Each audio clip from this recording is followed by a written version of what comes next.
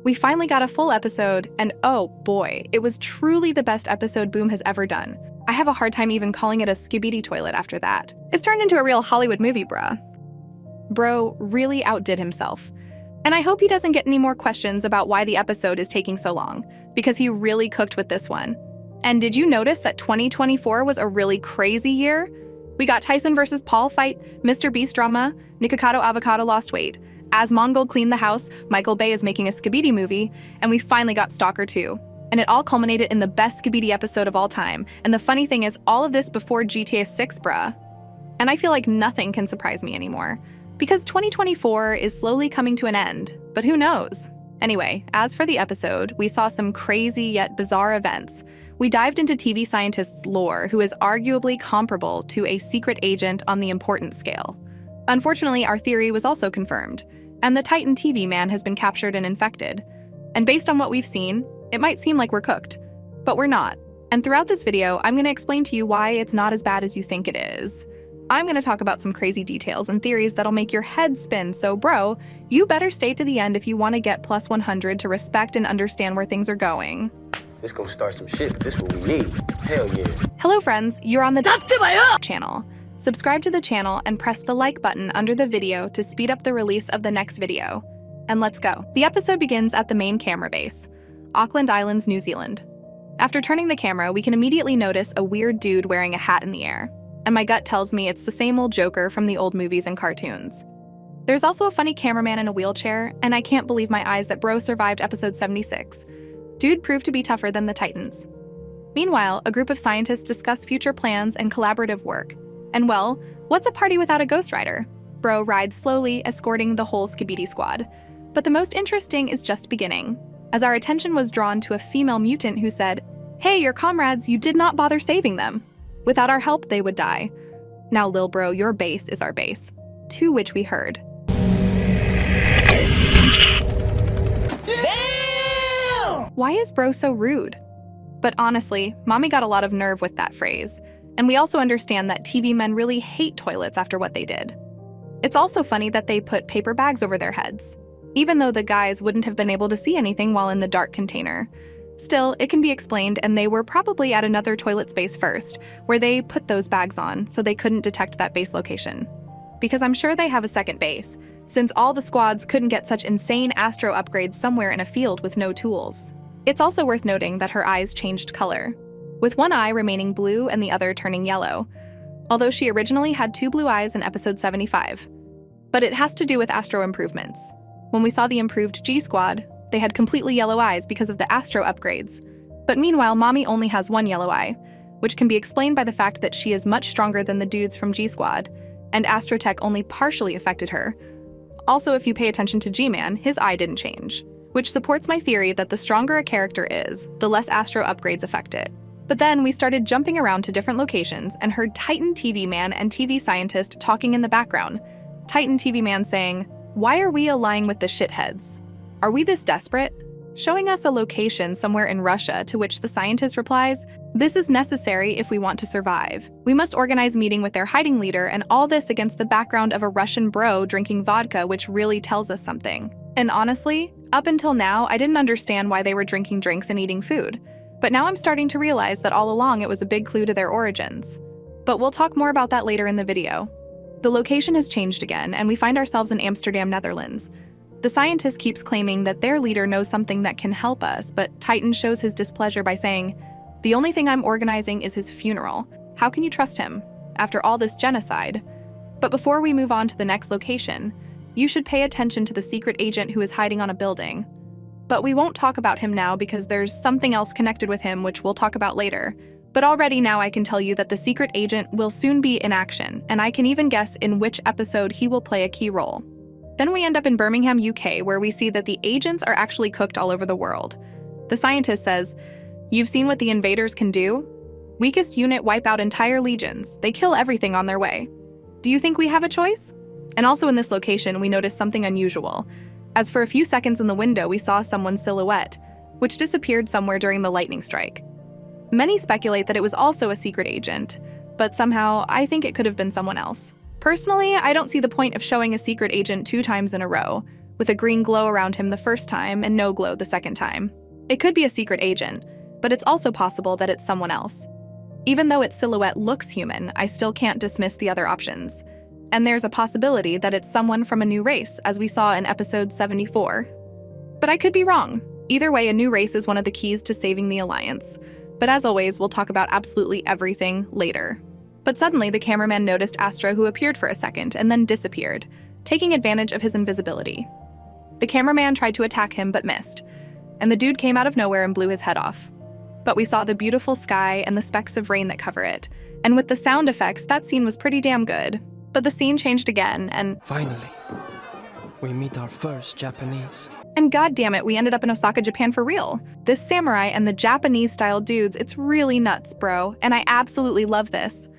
But I wonder how bro would use his katana with no hands. Are you okay, bro?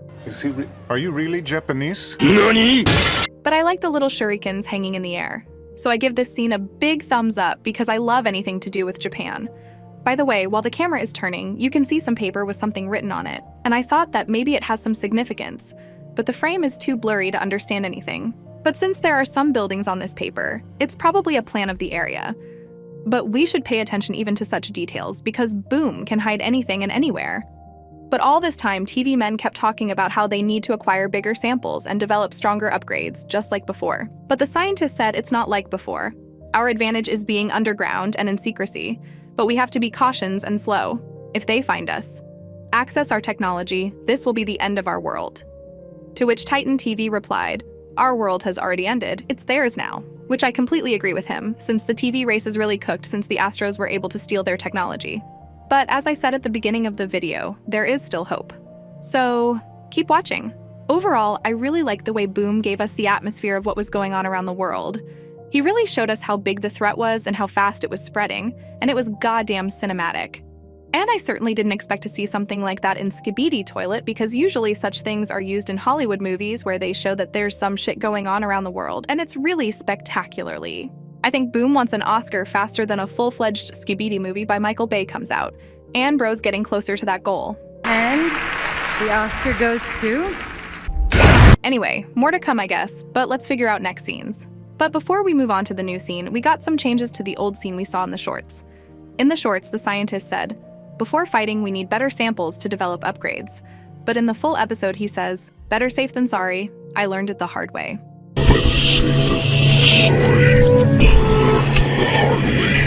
And these words make more sense, since Boom started revealing the scientist's lore to us. And it seems like his story is just as interesting as the secret agent's. But we're going to talk about it later because there's going to be a very important moment with the scientist later in the episode. But after this scene, the compilation of past episodes begins, and if I'm not mistaken, there's no major changes there, but if you notice anything, let me know in the comments. But the most heated scene after the fourth part, after Daddy G-Man and Juggernaut went on a date, a small camera appeared out of nowhere and was making sounds like it was scanning something. But suddenly another Astro Gigachat appeared.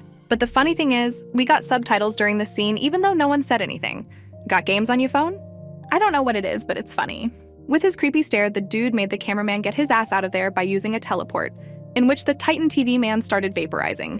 And in a second, we were already at their base, where the bro who was falling apart barely made it out of the teleport. And of course, the scientist started chiseling him with the words, "Look at you, why did you stay?" To which Titan proudly replied, "You need samples? I bringed you samples." Bro never ceases to amaze me. He traded his ass for some Astro gun, and soon he will have to pay a heavy price.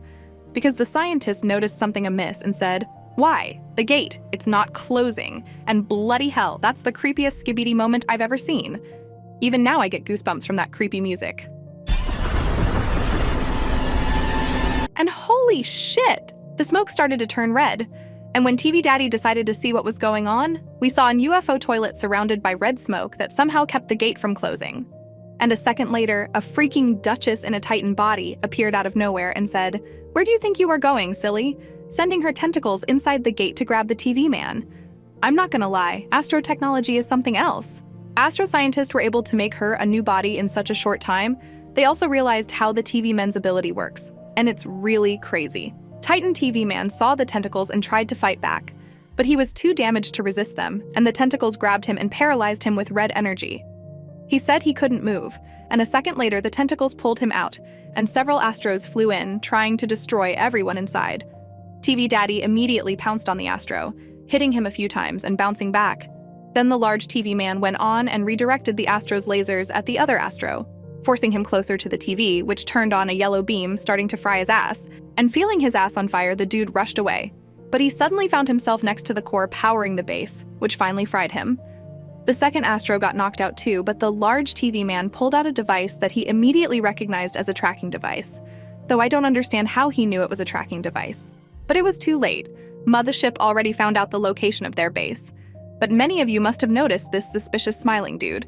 And you're probably expecting me to say he's a traitor because I've been talking about betrayal for a while now. And while I don't doubt that there are traitors among agents, I'm pretty sure this dude is definitely not a traitor. And he's probably just crazy. Because I don't believe Boom would show a traitor like that. Dude makes plot twists that blow our minds. And now he showed us a traitor for nothing. Are you serious? It's too obvious, guys. Among all the TV men, we see one smiling guy with his head on fire in a destroyed base. And of course, we're supposed to think that maybe he's a traitor, but he's not. Boom is just taking our eyes off the other possible traitor, if it exists. But Boom has often mentioned some sort of betrayal in the past that we've never seen. So if a traitor does exist, it will eventually be revealed to us. But while we were glazing at Wild TV Man, Mothership was already in the location of the base and released a powerful laser beam that blew everything to hell. By the way, has anyone paid attention to this thing? What is it? Is it a model of some kind of weapon or something else?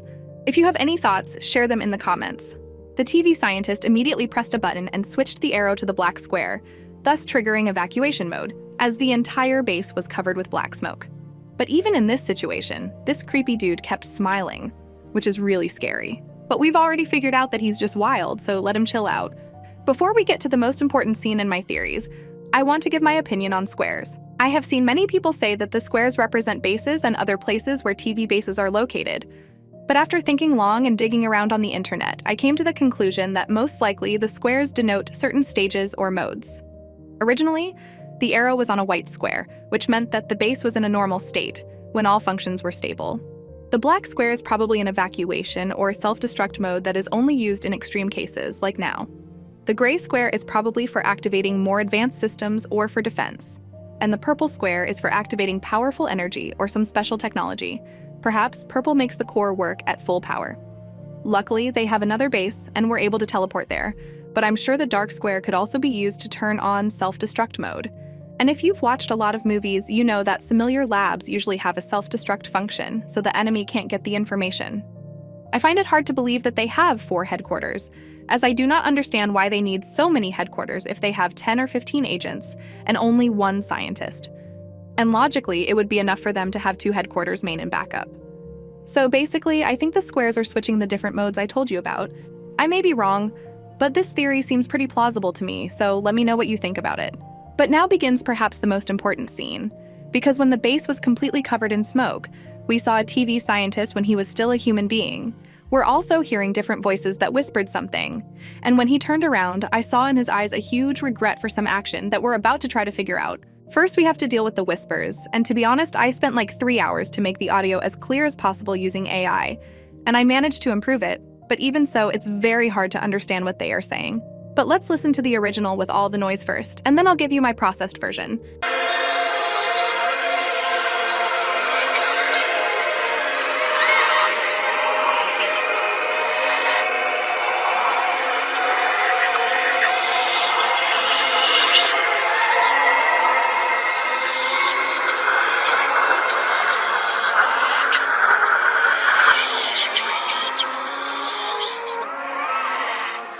Now listen to my processed version with subtitles.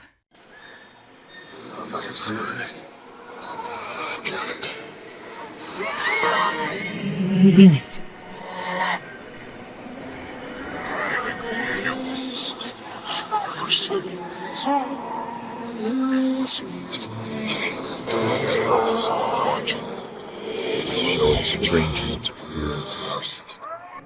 Because of multiple AI processing, what is in the middle sounds too unintelligible, and frankly, hardly anyone can understand what is being said.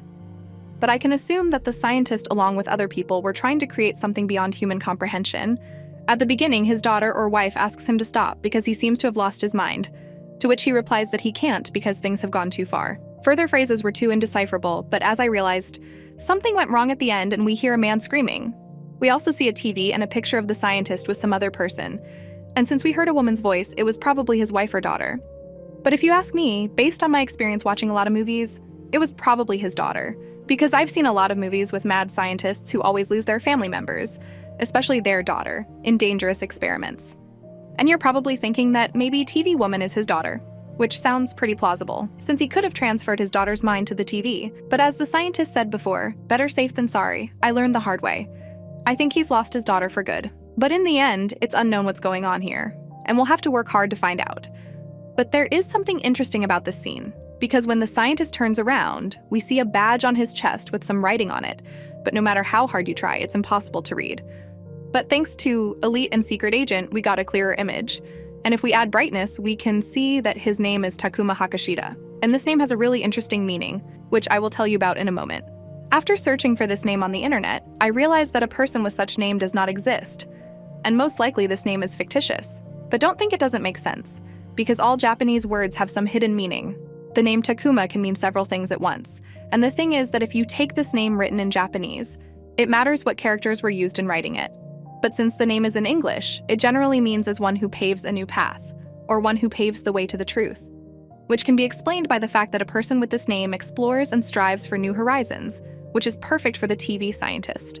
The surname Hakashita also has several meanings, but more appropriate is a grave or tombstone, which may allude to sacrifice, loss, or a deep connection to ancestors. In the case of the scientist, it is a great loss, or even a sacrifice in the form of his daughter. And if you combine his first name and last name, he is someone who goes to the truth and keeps in touch with the past. So this name is most likely a metaphor for the revelations of this character, namely the search for truth and attempts to correct the mistakes of the past. To be honest, I found the scientist storyline even more interesting than the secret agent storyline, although I'm sure the secret agent has been through a lot of shit as well. But for now, we are powerless. We can only wait for new episodes where the plot will start to reveal.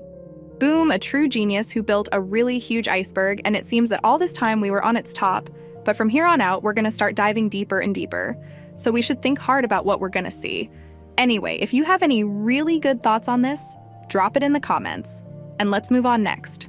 After the scene with the scientist, we were shown the location of the second base, which is on the abandoned prison coast in the North Sea. We then saw the scientist and the TV woman at the burning base, and you could tell by their bowed heads that they were upset about what had happened, which is not surprising, because there were some really crazy things going on in this episode. But the mess didn't end there. We were shown the Titan TV man, whom the Duchess started smashing like a personal slave and asked, "How do you like pain?" To which our Giga Chad replied, "It takes more than that to hurt me." But the UFO toilet showed up and said, "This is just the beginning." And our worst nightmare began to come true. Something that looks like a core appears out of the astro carrier, which starts making creepy steak screams and clings like parasite to Titan TV man's core. Bro tries to resist, but he fails and the core turns red, and at that point we officially lost him. UFO says, "Serve your new master, Watchman of Doom." Then Duchess winked at the cameraman, and the Titan TV man cooked him. And at the very end, we saw words "camera" offline. But if you slow that moment down and look closely, you can see that the words are glitching. And along with those glitches, you can see that the words "slight green," which of course is a reference to the secret agent who will definitely act from here on out. But our video doesn't end here, as I'm going to tell my theories and explain some of the points. First of all, how did the UFO toilet keep the gate open? I have a pretty interesting guess, and from what I understand, it all has to do with the hurricane. When a Titan TV man uses a teleport, there is usually a hurricane and then it disappears when the smoke clears, and Boom has always shown us this. And I guess to keep the gate open, you have to create a gust of wind of the same strength used in teleportation. At this point, you can see the energy around the UFO spinning at breakneck speed, which means it creates a gust of wind of the same force that keeps the teleport from closing. It's a funny theory, but an interesting. There's also the option that the red smoke also had some effect on keeping the gate open. So maybe creating a hurricane and adding red smoke to the black smoke prevents the gate from closing. In fact, TV Man's downfall began back in episode 68 when UFO watched him analyze his abilities. He had already realized that the TV Man could not be infected with a normal parasite, and they realized that his head was not his weak point. So they decided to create a special core that could suppress the purple energy and replace it with a red one that they can control, and that's genius. Boom has thought of every freaking detail, and there are no holes in the plot, and that's amazing. We should look very closely at the old episodes because there's obviously some clues there. Probably everyone is also wondering why TV Man is called Watchman of Doom, and it's a really interesting question but also a very complicated one. But I have a little theory. The theory is that he will literally be a watcher and hunter of other races. As you know, he can connect to the cameramen and find their location. So he would be able to find the main camera base and send the entire Astro Armada to wipe the place out. By the way, I also wonder if Titan TV Man knows where their second base is located. I mean, logically, he should know. But there's another question here. Can the Astro control his mind? Perhaps they can only control his body and abilities, but are unable to extract that information from his mind. But who knows? But if they send him to destroy his own base, that would be pretty damn sad. But there's another possible explanation for why they called him Watchman of Doom. Perhaps he would literally watch Astros destroy this world, and he will accompany this catastrophe. And to be honest, there is no worse fate than to destroy with his own hands what he was protecting.